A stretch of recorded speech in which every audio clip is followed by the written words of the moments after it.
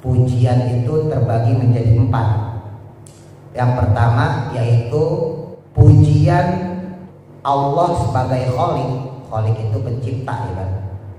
Pujian Allah sebagai pencipta kepada zatnya sendiri. Lalu yang kedua, pujian al-Khaliq alal makhluk, pujian dari Allah kepada makhluknya. Lalu yang ketiga, pujian makhluk alal Khaliq, pujian dari makhluk kepada penciptanya, yaitu Allah. Lalu yang keempat, pujian makhluk alal makhluk, dari suatu makhluk ke makhluk yang lain. Keempat pujian ini lillahi rabbil alamin, dimiliki oleh Allah, Tuhan semesta alam. Tahiyatan, dengan suatu penghormatan, taliku yang mana pantas bihadratihi, untuk hadiratnya Nabi besar Muhammad sallallahu alaihi wasallam. Nah, ini penting. Kalau kita baca nih, Allahumma sholli ala sayyidina Muhammad. Kalau kita terjemah bebas, ya Allah, berikanlah rahmat takzim dan keselamatan kepada Nabi Muhammad sallallahu alaihi wasallam. Jadi sholawat itu sebetulnya doa. Maka dengan adanya sholawat berarti Nabi Muhammad masih didoain. Nah, yang didoain itu siapa? Manusia. Sebab Tuhan tidak butuh doa. Makanya nggak mungkin sebodoh-bodohnya orang Islam menganggap Nabi Muhammad sebagai Tuhan. Sebodoh-bodohnya orang Islam.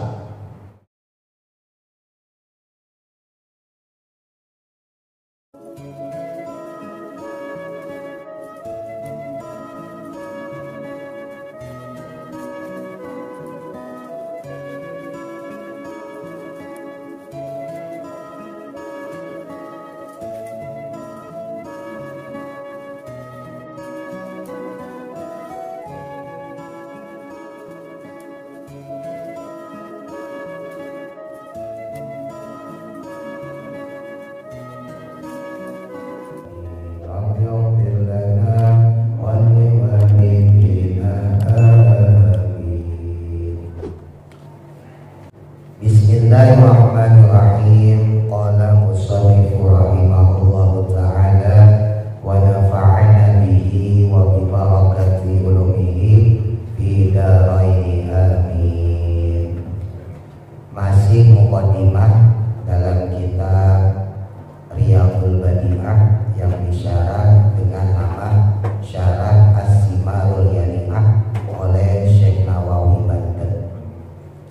Alhamdulillah, adapun segala puji, maksudnya mahiyatul hamdi, yaitu hakikatnya pujian, alladzi huwa, yang adapun dia itu al-wasfu, adalah pensifatan, bil jamili, dengan keindahan, au jami'i afrodihi, atau dengan keseluruhan satu persatunya, baik secara keseluruhan maupun satu persatu.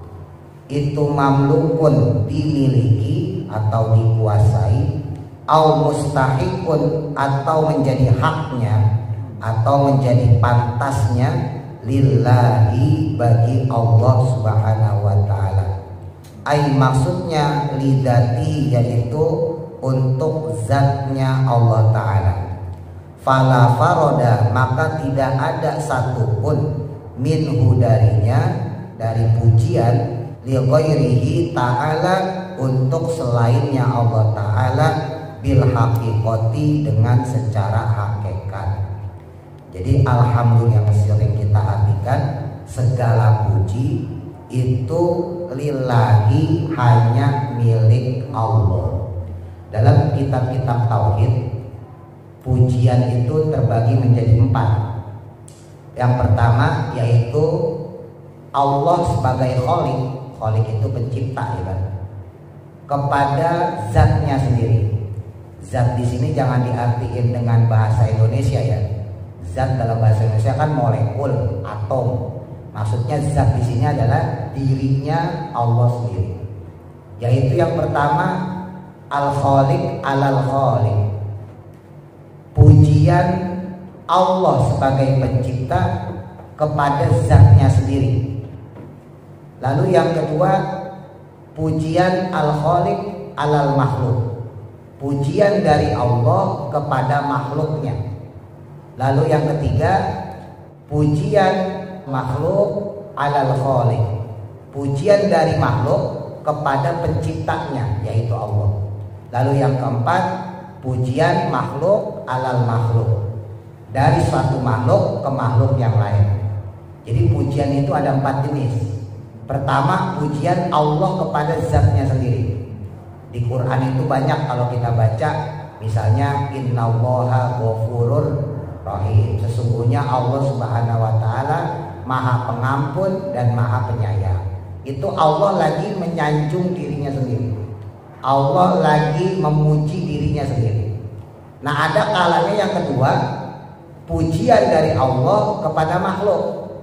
Dalam hal ini tentunya orang-orang soleh, wabil khusus utusan Allah Subhanahu wa taala, yaitu para nabi dan rasul. Yang paling gampang yang sering kita dengar tuh ketika maulid dibacain, ya, pujian kepada Nabi, laqad kana lakum fi rasulillahi uswatun hasanah. Sesungguhnya di dalam diri Rasulullah terdapat suri tauladan yang baik. Nah, itu Allah sedang memuji Nabi Muhammad sallallahu alaihi wasallam. Nah, ada kalanya yang ketiga yaitu pujian makhluk kepada Allah. Pujian kita nih kepada Allah. Ketika kita doa misalnya, ya Rabbana lakal hamdu dan seterusnya tuh. Subhanallah wa bihamdi adada khalqi dan seterusnya itu. Itu pujian dari makhluk kepada Allah. Nah, yang keempat, pujian antar makhluk. Bapak kita sebagai suami muji istri misalnya, atau istri kita muji kita sebagai suami. Kita sebagai orang tua muji anak, atau anak menyanjung kita sebagai orang tua. Nah, ada 4 jenis pujian tadi. Allah kepada zatnya sendiri, Allah kepada makhluknya, lalu kemudian makhluk kepada Allah, dan yang keempat antar makhluk. Keempat pujian ini lillahi rabbil alamin, dimiliki oleh Allah Tuhan semesta alam. Artinya sekalipun kita nih antar makhluk memuji, ya kita yang laki-laki muji istri kita, atau istri kita muji kita suami ya, atau kita sebagai orang tua muji anak, atau bapak-bapak yang sudah punya cucu muji cucu, atau sebaliknya, itu hakikatnya tetap milik Allah. Karena gimana pun juga ketika seseorang dipuji atas suatu prestasi, atas suatu kebaikan, itu tidak lain dan tidak bukan karena dasar dari takdirnya Allah Subhanahu wa taala.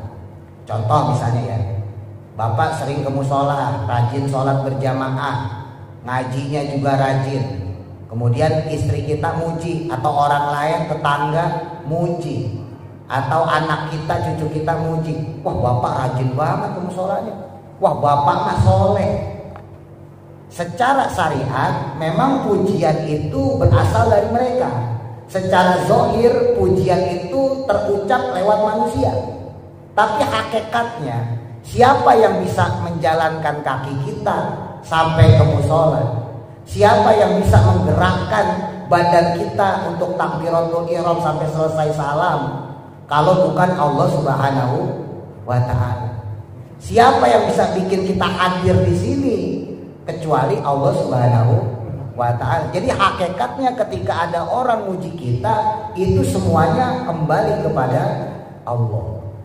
Walaupun sekali lagi secara zahir, secara syariat pujian tersebut dilontarkan oleh manusia, gitu ya. Terus kemudian Rabbil alamin. Rabbil artinya penguasa, alamin artinya semesta alam. Rabbil alamina sebagai penguasa semesta alam.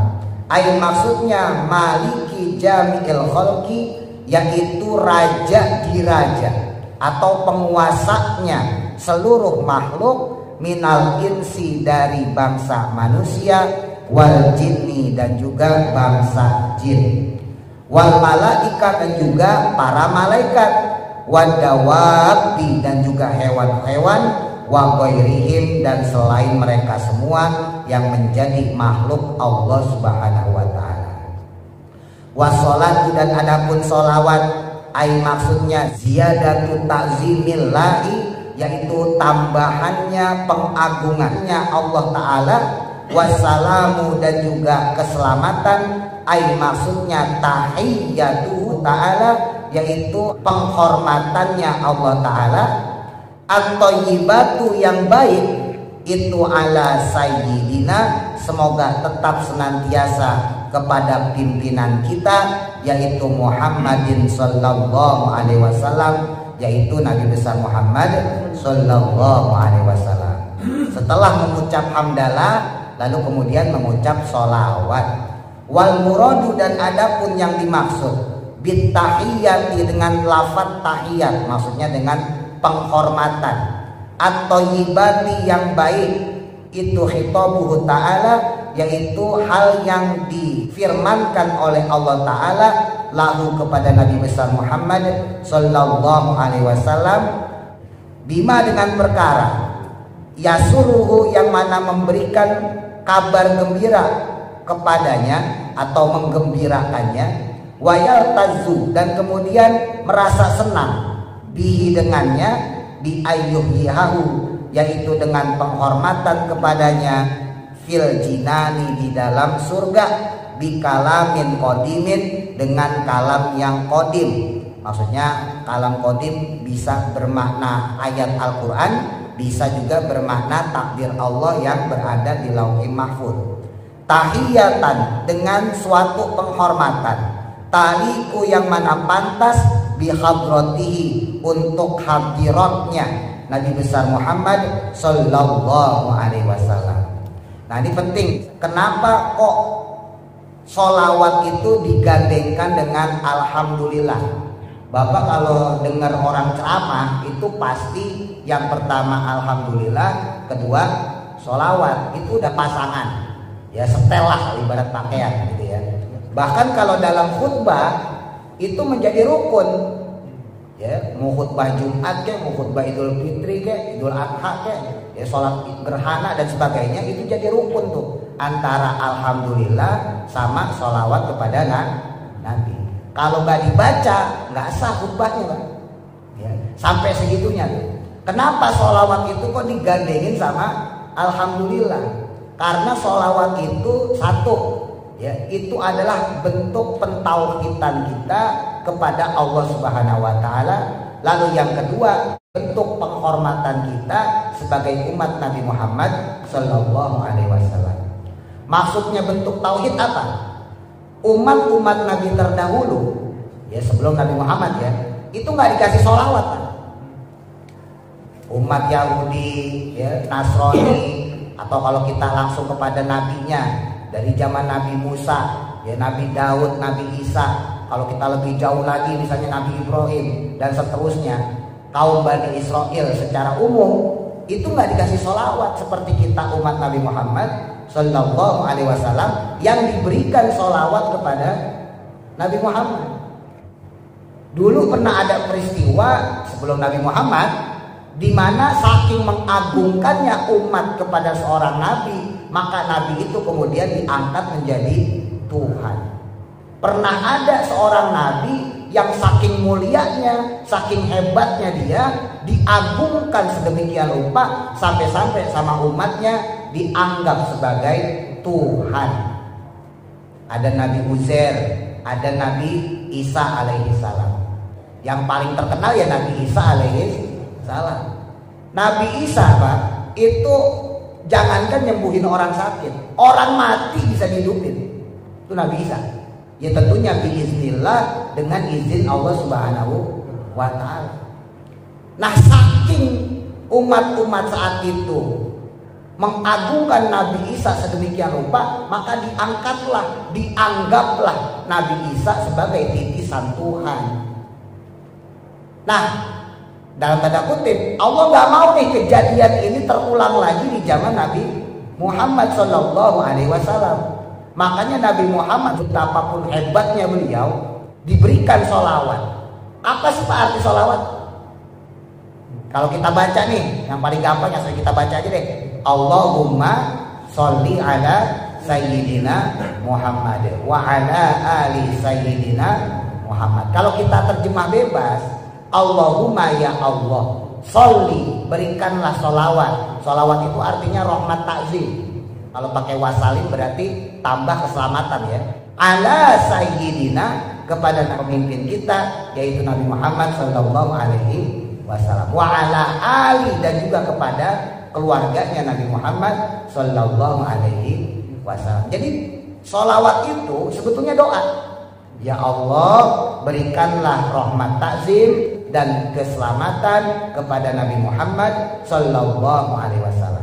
Pertanyaannya, yang butuh doa itu kira-kira manusia apa Tuhan?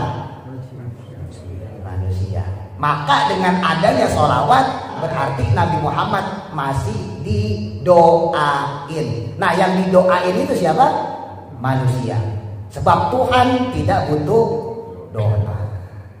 Walaupun secara hakikat ya Nabi Muhammad juga gak butuh didoain Pak ya. Secara hakikat nih, kitalah yang butuh percikan doa tadi. Jadi ibarat kolam ya, Nabi Muhammad ini diberikan rahmat sama Allah tumpah-tumpah ya, luber kalau bahasa kita. Kalau orang Jawa bilang turah-turah, kemana-mana. Nah, dengan kita bersolawat juga, kita dapat tuh luberan itu. Kita dapat tuh tumpahan itu. Harapannya nanti luberan tadi, tumpahan tadi menjadi syafaat buat kita di hari kiamat. Makanya gak mungkin sebodoh-bodohnya orang Islam menganggap Nabi Muhammad sebagai Tuhan. Sebodoh-bodohnya orang Islam. Katakanlah dia kagak ngaji, kagak sholat, kerjaannya nauzubillah mabok, main judi. Ketika ditanya nih orang, kamu tahu gak Nabi Muhammad? Dia tahu lah. Siapa dia? Nabi saya. Tuhan bukan? Bukan. Sebodoh-bodohnya orang Islam. Tapi kalau agama lain disebut, misalnya Nabi Isa, dibilang Tuhan saya. Siapa itu Uzair? Tuhan saya. Padahal dia murni utusan Allah. Makanya di tahlil itu selalu kita baca, itu tauhid juga. La nufarriqu baina ahadin mir rusuli wa qalu sami'na wa ata'na ghufranaka rabbana wa ilaikal masir. Kan kita baca tuh, la nufarriqu, kami ini enggak membeda-bedakan, baina ahadin, di antara satupun, mir rusuli, di antara para rasul. Kami enggak beda-bedain. Mau Nabi Adam kayak Nabi Idris, Nabi Nuh, terus sampai Nabi besar Muhammad Sallallahu Alaihi Wasallam, mereka itu adalah utusan Allah. Jadi nggak ada yang kita anggap sebagai Tuhan. Nah, ini pentingnya sholawat. Nah, yang kedua, sholawat itu bagian dari permintaan kita kepada Allah Subhanahu Wa Taala, atau dalam bahasa Ahlussunnah wal Jamaah disebut namanya tawassul. Tawasul dalam rangka memperantarai diri kita kepada Allah Subhanahu wa Ta'ala. Para ulama mengibaratkan Allah itu sumbernya, Pak. Ibarat sumur tuh, sumber airnya tuh.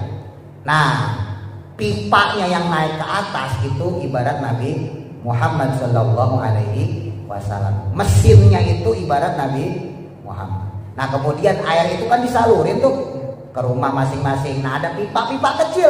Nah, pipa-pipa kecil itu ibaratnya para ulama. Kita bisa nggak ngambil air langsung ke sumur, nyebur? Bisa, Pak. Bisa nggak kita nyemplung masuk ke laut yang gede tuh? Bisa.